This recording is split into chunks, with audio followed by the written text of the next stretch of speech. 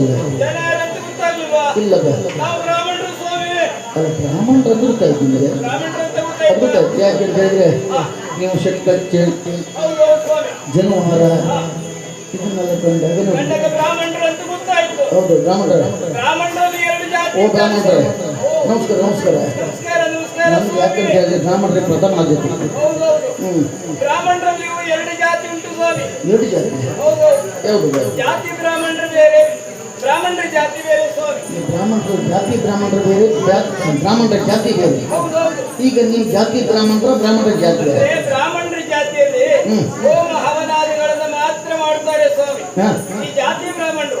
ಬ್ರಾಹ್ಮಣರ ಜಾತಿ ಅಂದ್ರೆ ಯಾರು? ಹೋಮ ಹವನಾದಿಗಳನ್ನು ಮಾಡ್ತಾರೆ ಸ್ವಾಮಿ. ಹೊರಗಡೆ ಬೇರೆ ಉದ್ಯೋಗಕ್ಕೂ ಹೋಗ್ತಾರೆ ಸ್ವಾಮಿ. ಅವರು ಜಾತಿ ಬ್ರಾಹ್ಮಣರು. ಹೌದು. ಈಗ ನೀವು ಅದರಲ್ಲಿ ನಾವು ಯಾವ ನಿಮ್ಮ ಲೆಕ್ಕದಲ್ಲಿ ಯಾವ್ದು ಇರ್ಬೋದು ಸ್ವಾಮಿ?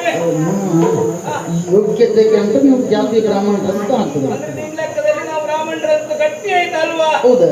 ಅಲ್ಲ ಸ್ವಾಮಿ, ನೀವು ಎಣಿಸಿದ್ದು ಎರಡೂ ಅಲ್ಲ. ಮತ್ತೆ ಈ ಹಿಂದೆ ಯಾರು ಬಂದಿದ್ರು ಸ್ವಾಮಿ? ಹಿಂದೆ ಹೌದು. ಹಿಂದೊಬ್ಬ ಈ ಮೊದಲು ಯಾರು ಮಾತಾಡ್ಕೊಂಡು ಹೋಗಿದ್ರು? ಸ್ವಲ್ಪ ಮೊದಲ ಹೌದು. ಬಿಟ್ಟು ಮಂಡಿ ಹೌದು, ಭೀಕರಾಗತ್ತೆ ಭೀಕರಾಗತ್ತೆ. ಗಂಗಣ್ಣು ಹೊರೆದಾಡಿ ಉದ್ದ ಉದ್ದ ಮೂಗು. ಹೌದೌದು. ಹೌದಾ? ಯಾರು? ಮತ್ತು ಹೋ ಅಂತ ಬಂದ ಒಬ್ಬ ರಕ್ಕಸ. ಹೌದೌದು. ಅವನೇ ನಾನು ಸ್ವಾಮಿ.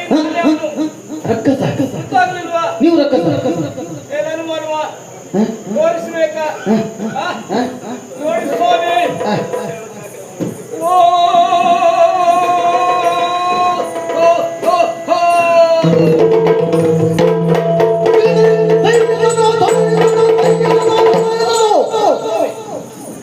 ಗೊತ್ತಾಯ್ತಲ್ಲ